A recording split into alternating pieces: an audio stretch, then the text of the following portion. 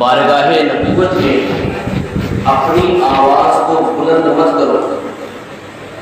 بارگاہ نبوت میں حضور کی بارگاہ میں اپنی آواز کو بلند مت کرو، ورنہ تمہارے اعمال برباد کر لیے جائیں گے، حبط کر لیے جائیں گے.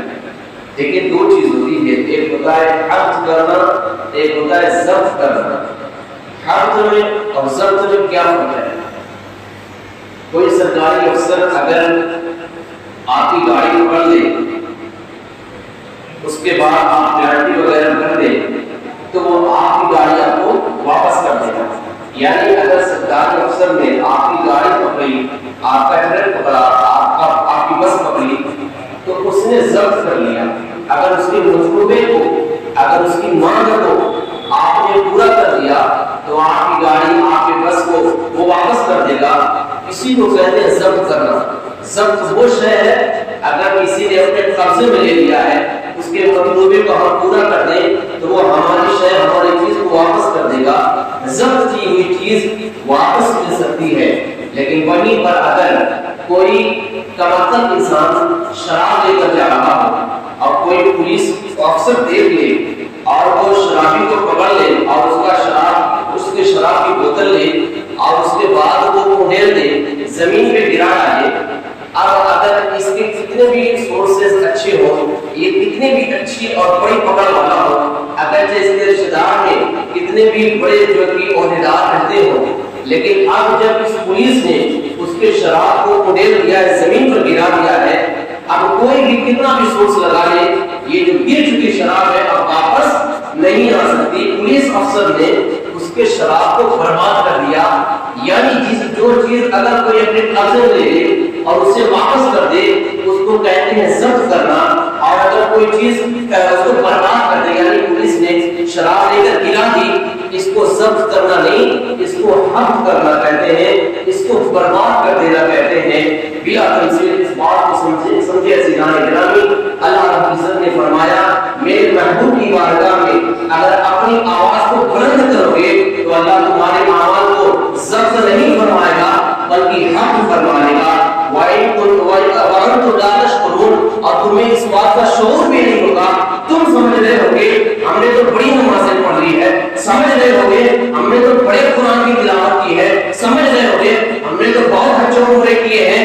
اس بات پر بندہ آمادہ ہوگا، راضی ہوگا اور جو کہ رقص کر رہا ہوگا، اپنے آپ پہ نازا ہوگا کہ میرے پاس تو اعمال بہت ہیں، لیکن بارگاہ نبوت میں اگر اس نے اپنی آواز کو بلند کر لیا تو اس کے اعمال کو اللہ رب العزت برباد فرما دے گا، حق فرما دے گا. قیامت کے میدان میں وہ اس بات پہ جائے گا، اس بات پہ نازا ہو کر جائے گا میں نے تو بڑی عبادتیں کی ہوئی ہے، میں نے تو بڑے اچھے اعمال کیے ہوئے ہیں، لیکن جب بارگاہ رب العالمین میں حاضر ہوگا اس کے نام اعمال میں کوئی نیکیاں باقی نہیں رہ جائیں گی. اگر بارگاہ رسالت میں اگر کوئی اپنی آواز کو بلند کرتا ہے تو وہ زندگی بھر کے اس کے تمام اعمال کو برباد ہو جانے کا ذریعہ ہے. عزیزان گرامی، یہ بات صرف آقا علیہ السلام کی ظاہری دور حیات تک محدود نہیں تھا.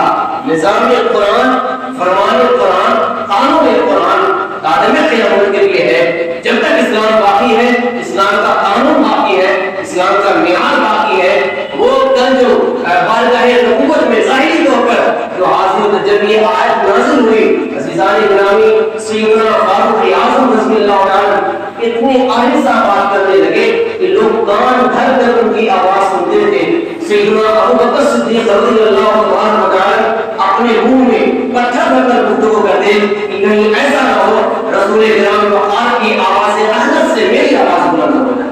یہ احترام کا صحابہ کرام کا. اور آج بھی اگر ہمارا اللہ کے فضل سے مدینہ رسول جانا ہو رہا یا جانا ہو تو یاد رکھیں اس بات کو عزیزان گرامی، کچھ بھی ہو جائے وہاں کا احترام باقی رکھیں، اپنی آواز کو مسجد نبوی شریف میں بلند نہ ہونے دیں ورنہ اعمال برباد ہو جائے گا. اس کا شعور نہیں ہوگا، اس کا ہمیں علم بھی نہیں ہوگا، اعمال برباد ہو جائے گا. عزیزان گرامی، وہ مدینہ ایسی جگہ ہے، بارگاہ رسالت وہاں اسلام جنید بغدادی رضی اللہ عنہ و یزید بستانی رضی اللہ عنہ اس قدر جلیل و قدر اللہ رب العزت کے برگزیدہ بندے جب مسجد نبوی میں روضہ رسول پہ حاضر ہوتے تو اپنی سانسوں کو روک अपनी सांस को रोक लिया करते थे। और ये देखा गया आप अंदर जाते बाहर आते तो खादिमों ने पूछा, हुजूर आप बारगाह रिसालत में जाते हैं, थोड़ी देर ठहरते हैं, फिर वापस आ जाते हैं, फिर जाते हैं, फिर चले आते हैं, आप मुकम्मल हाजिरी एक बार कर लीजिए, ये बार बार आना जाना समझ नहीं आता। आप फरमाते हैं बात दरअसल ये है, मैं बारगाह नबूवत में हुजूर के रोज़े पर सांस लेना भी बेअदबी तस्वुर करता हूँ। मैं जितनी देर तक मैं अपनी सांस को रोक सकता हूँ, नबी के रोज़े पे हाजिर रहता हूँ, और जब मुझको अपनी सांस को वापस करना या खींचना होता है, मैं हुजूर की बारगाह से वापस चला वहाँ रोज़े रसूल पे मैं सांस लेना भी बेअदबी समझता हूँ। हुजूर सैयदना इमाम आज़म अबू हनीफा रज़ियल्लाहु तआला मदीना शरीफ में 102 दिन तक रहते, उससे ज्यादा नहीं रहते। हमारे हुजूर आप तो मदीना शरीफ में ज्यादा क्यों नहीं रहते?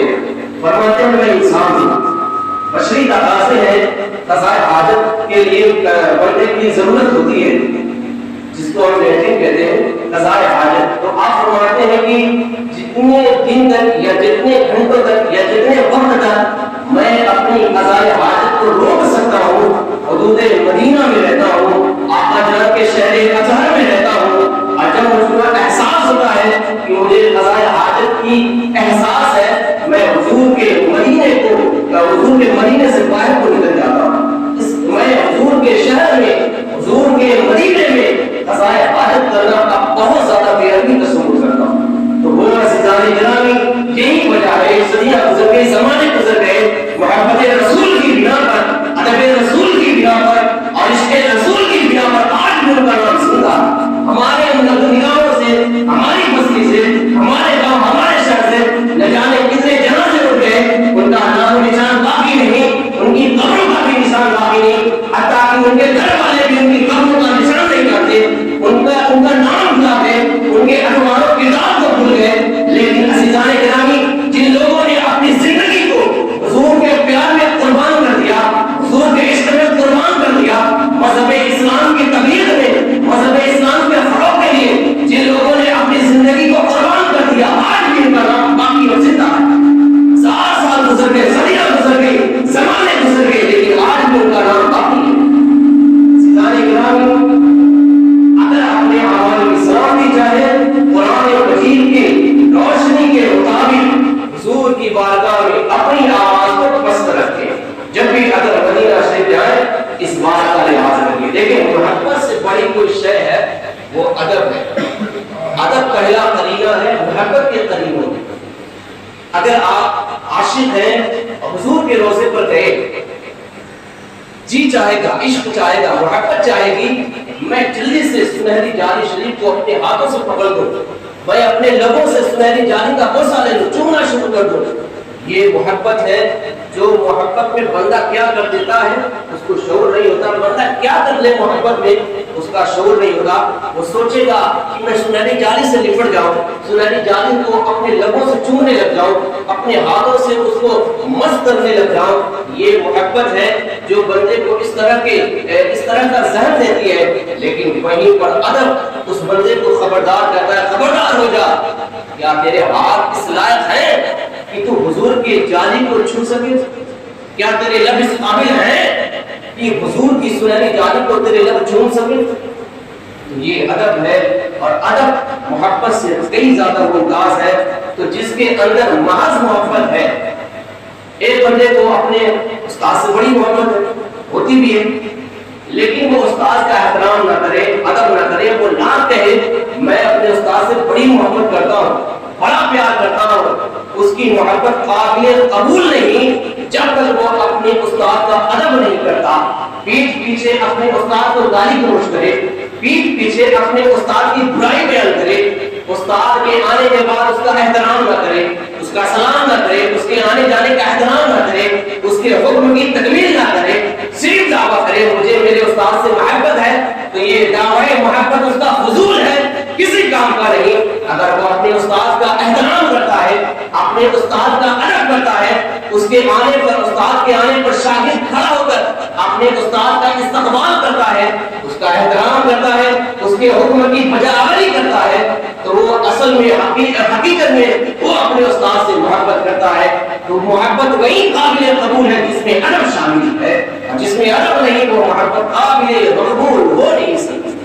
عزیزان گرامی، رابعہ بصری سے کسی نے پوچھا کوئی ایسی آیت بتاؤ، آیت رحمت، جسے ہم پڑھیں یا سنیں تو ہمیں بڑی راحت ہو، سکون ہو، اور فکر آخرت کے معاملے میں قیامت کی جب سختیاں ہم یاد کریں تو وہ آیت رحمت یاد کر کر ہمیں کچھ دلاسا ہو، ہمیں کچھ تسلی ہو، ہمیں کچھ راحت ہو، کچھ اطمینان ہو، کوئی ایسی آیت رحمت بتا دو۔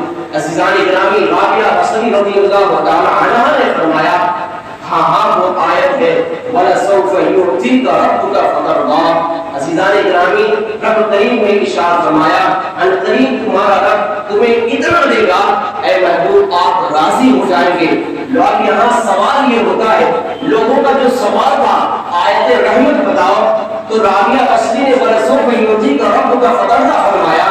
اب بظاہر اگر دیکھا جائے تو یہ جس آیت کا مطالبہ کیا تھا وہ سمجھ میں نہیں آتا، اس میں آیت رحمت کا کہیں پہ پہلو ظاہر نظر نہیں آتا، آیت رحمت کی ظاہر نظر نہیں آتی، اس میں تو شان مصطفیٰ بیان کی گئی ہے، اس میں تو رضا مصطفیٰ بیان کی گئی ہے، اللہ اپنے محبوب سے کتنی محبت کرتا ہے اس کا ظاہر اس آیت میں کیا گیا ہے۔ اللہ رب العزت اپنے محبوب کو راضی کرے گا، اس بات کا اس آیت میں یہی ظاہر کیا گیا ہے۔ ظاہراً آیت رحمت یہ تو نظر نہیں آتی، لیکن عزیزان گرامی یہی آیت رحمت ہے۔ آپ ذرا تصور کریں وَلَسَوْفَ يُعْطِيكَ رَبُّكَ فَتَرْضَىٰ، اللہ رب العزت نے قرآن میں فرمایا اے محبوب قریب آپ کو اتنا نوازے گا آپ راضی ہو جائیں گے۔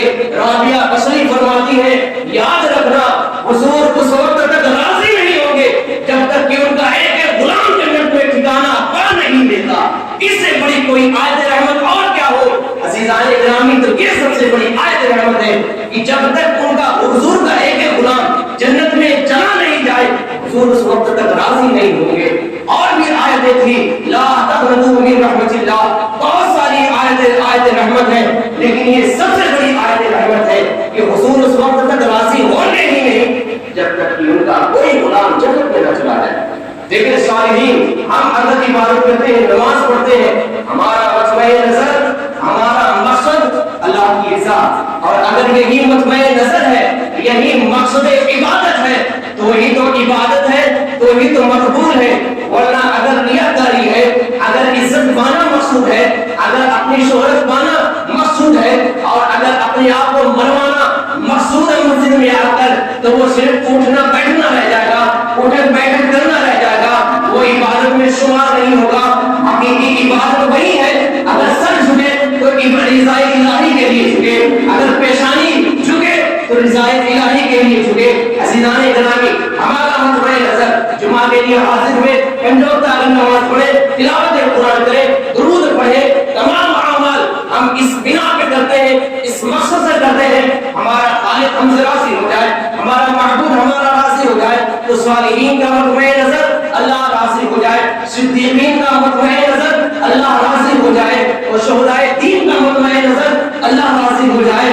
بلکہ عزیزان گرامی ملائکۃ المقربین کا مطمع نظر اللہ راضی ہو جائے، تاکہ انبیاء و مرسلین کا مطمع نظر اللہ راضی ہو جائے، اللہ راضی ہو جائے۔ تو عام بندے سے لے کر انبیاء و مرسلین تک یہی مطمع نظر رہا کہ عبادت کا، کہ ہم نماز پڑھ رہے ہیں ہمارا رب ہم سے راضی ہو جائے، قرآن کی تلاوت کر رہے ہیں ہمارا رب ہم سے راضی ہو جائے۔ تو تمام کا مطمع نظر اللہ کی رضا، اللہ راضی ہو جائے۔ لیکن کیا شان ہے مصطفیٰ کریم کی، کیا شان ہے ہمارے مصطفیٰ کریم کی، کیا شان ہے اللہ کے محبوب کی کہ کل کائنات تو رضا الہی چاہتا ہے، کل کائنات تو کل مخلوق تو اللہ کی رضا چاہتے ہیں، لیکن مصطفیٰ کریم کی شان ایسی کہ خدا کی رضا چاہتے ہیں تو عالم، خدا کی رضا چاہتے ہیں تو عالم، اور خدا چاہتا ہے رضا محبت، خدا چاہتا ہے انبیاء ہو، صدیقین ہو، صالحین ہو،